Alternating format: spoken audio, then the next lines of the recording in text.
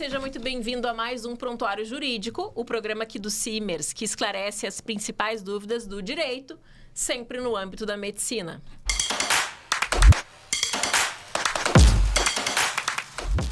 E no episódio de hoje, a gente vai abordar um tema de extrema relevância, a questão da recuperação judicial na área da saúde. Para conversar conosco hoje sobre esse tema, é com grande prazer que eu recebo aqui no nosso estúdio, no estúdio do Simers, o advogado Augusto von Saltiel. Acertei? Acertou, exatamente. Seja muito bem-vindo aqui ao programa. A gente escuta muito falar na questão da recuperação judicial de empresas, né? E na questão do âmbito da saúde, doutor, é a mesma questão, mas focado para hospitais, clínicas, enfim? Boa tarde, Cláudia. Obrigado pelo convite. Satisfação participar do podcast aqui no Simers, ainda mais para tratar de um tema que tem ganhado cada vez mais notoriedade no meio jurídico, econômico e social. Sim, a recuperação judicial é um instrumento jurídico, ele foi trazido pela Lei 11.101 de 2005 e visa trazer uma reorganização econômico-financeira ao empresário e à sociedade empresária em dificuldades financeiras, né, para ter uma proteção do Poder Judiciário enquanto negocia e reorganiza suas finanças junto aos seus credores, quem são aqueles que terão o poder de decidir, né, pela reestruturação, pela aprovação de um plano de recuperação judicial dessa sociedade empresária. Trazendo para o lado da saúde, esse instituto ele ganha um contorno ainda mais relevante pelo que representa as entidades médicas, os grupos médicos, as cooperativas operadoras de plano de saúde, né, pelo assistencialismo e pela relevância do serviço prestado. Porque não raras vezes uma empresa privada tenha a sua extinção da sua atividade por uma dificuldade econômico-financeira, isso já gera uma repercussão, né, um contorno bastante significativo à sociedade, aos seus funcionários, aos seus credores. Mas quando a gente trata ainda de grupos médicos, entidades hospitalares, esse contorno é ainda mais significativo, porque pode representar, inclusive, um colapso em determinadas regiões pela descontinuidade no serviço de saúde. Doutor, aqui a gente está falando, né, de pessoa jurídica, obviamente, né? Porque a gente está falando de estabelecimentos, enfim. Quais são os principais motivos que levam esses estabelecimentos de saúde, como eu falei, a recorrerem a esse tipo de medida? Sim, perfeito. A recuperação judicial ela foi destinada a pessoas jurídicas, né? É a teoria da empresa direcionada inicialmente às sociedades empresárias e empresários. E normalmente se requer a recuperação judicial por um desequilíbrio econômico-financeiro interno das suas finanças e para essa reorganização. Tem um estudo da Confederação das Santas Casas e Hospitais Filantrópicos que apresentou que mais de 60% dessas entidades apresentam um déficit financeiro de forma recorrente, ou seja, é uma crise sistêmica que se identifica desses grupos hospitalares e, com o passar do tempo, com esse descompasso financeiro, devem se socorrer a alguma medida para fazer frente às suas dívidas e fazer o pagamento dos seus credores. E são enumerados algumas, não exaustivas, mas questões prejudiciais a esse descompasso financeiro, como um descompasso dos repasses públicos a essas entidades hospitalares e filantrópicas, o tabelamento defasado, né, dos procedimentos realizados, né, vem de um histórico de Covid também, que os hospitais foram muito demandados e a contrapartida não foi à altura, né, o custo assistencial tem ficado mais caro e a gente tem também uma judicialização da área da saúde de forma bastante recorrente e mais utilizada atualmente. Então, todo esse rol de situações tem trazido uma dificuldade financeira mais grave a esses grupos hospitalares, que aí tem que socorrer alguma medida judicial ou extrajudicial de reorganização financeira. Doutora, a gente escuta muito falar nessa questão do âmbito da saúde nas associações, nas fundações, né? Elas podem recorrer também nesses casos?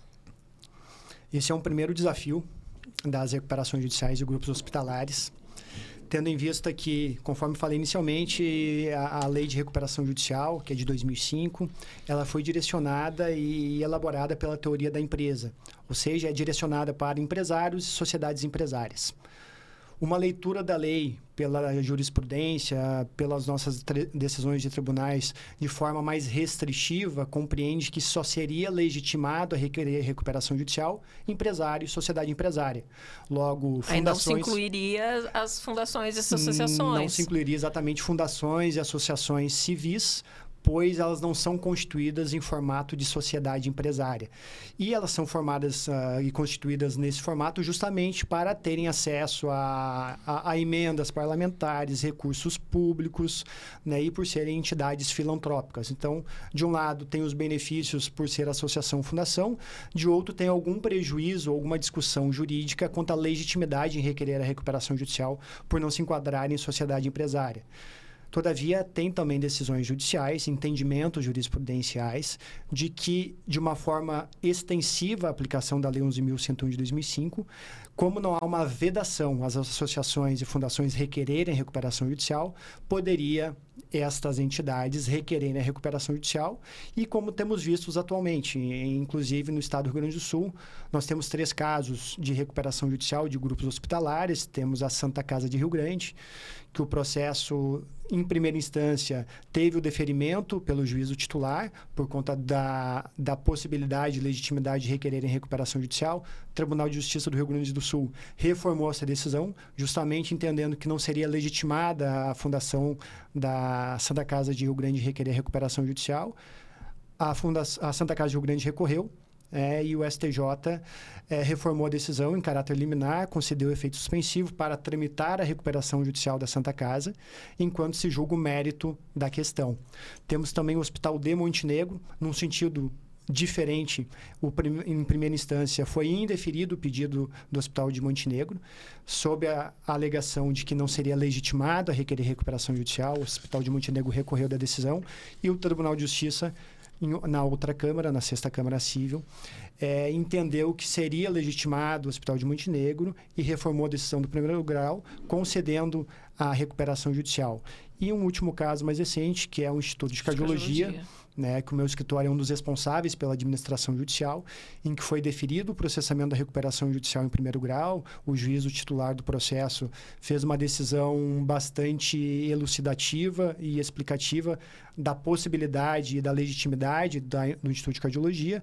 Não houve recurso com relação à legitimidade, o processo transcorre normalmente, teve seu plano de recuperação aprovado e está em fase de cumprimento do plano com pagamento dos seus credores trabalhistas nesse momento. Então, a jurisprudência ainda é controversa nesse ponto.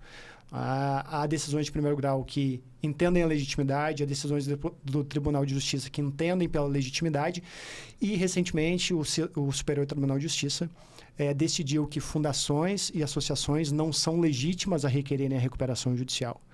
E, em sentido oposto, entendeu que as cooperativas médicas operadoras dos planos de saúde, sim, têm legitimidade para requererem a recuperação judicial, até porque a Lei 11.101 foi reformada em 2020 pela 14.112 e não trouxe uma previsão expressa de exclusão das cooperativas médicas em se sujeitarem às condições da recuperação judicial.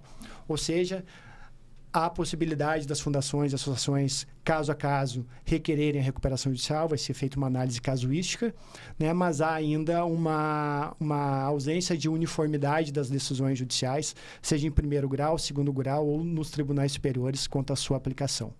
Doutora, aqui a gente está falando de grandes fundações, né? A gente falou do Hospital de Cardiologia e para clínicas menores, consultórios médicos que muitas vezes não têm essa estrutura, né, de grandes hospitais. A recuperação é uma alternativa viável? Existem outras saídas jurídicas mais adequadas nesses casos? Como que funciona isso? Depende do caso concreto. A recuperação judicial ela pode ser um instrumento extremamente relevante e, às vezes, até uma última alternativa para uma reorganização econômico-financeira, mas ela não serve para toda e qualquer empresa ou toda e qualquer entidade, né? Há meios mais brandos de tentar uma reorganização financeira, tem que ser analisado o perfil da dívida daquela entidade, tem que ser analisado o perfil do credor daquela entidade, porque pode sim, antes de uma recuperação judicial, a entidade se socorrer de uma recuperação extrajudicial, que é uma medida mais branda, não tão invasiva, em que há uma negociação coletiva, mas mais pontual com relação aos credores sujeitos àquele procedimento e só é levado ao Poder Judiciário para uma homologação de um plano de recuperação extrajudicial.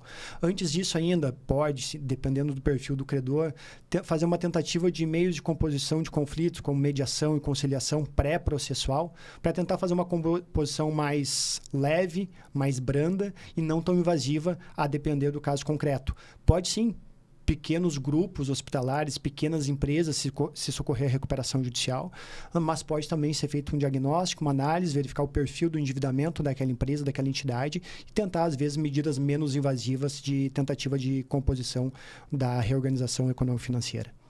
Doutor, para finalizar, porque infelizmente o nosso tempo é curto, antes de lançar a pergunta, eu já quero te convidar também, se caso tenhas alguma dúvida, deixa o teu comentário aqui na descrição desse vídeo, entre em contato conosco também, o Simers tem plantão jurídico 24 horas aqui, né? Todos os dias da semana. Doutor, então, olhando para o futuro, quais medidas e desafios precisam ser enfrentados, na tua opinião, na área da saúde, para possibilitar, né, essa melhor reorganização dos grupos hospitalares e do próprio setor nesse sentido? Claro.